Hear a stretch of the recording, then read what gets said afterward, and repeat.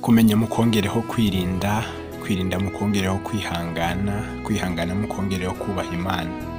Urwa kabiri rwa Petero igice cya mbere umurongo wa 6. Ubutaraga bw'impagarike bugomba gufatwa nk'ufite uruhare rw'agaciro mu gukurira mu buntu no kuremwa kw'imico itunganye. Niba igifu kititaweho nk'uko bikwiriye, kuremwa kw'imico itunganye iboneye muri twe bizakomwa mu nkokora. Ubwonko n'imitsi yumva bifitanye isano ya bugufi. Amafuti mu mirire n'iminywere atera amafuti mu ntekerezo no mu mikorere. Abantu benshi babaho bica amategeko agenga ubuzima kandi ntabwo bitaye ku ngaruka akamenyero kabo mu mirire, mu minywere n'imikorere bigira ku buzima bwabo. Ntabwo bazigera bamenya akaga barimo kugeza ubwo impagarike izivumbura ikanguka igirirwa nabi yitabaje uburibwe n'imibabaro.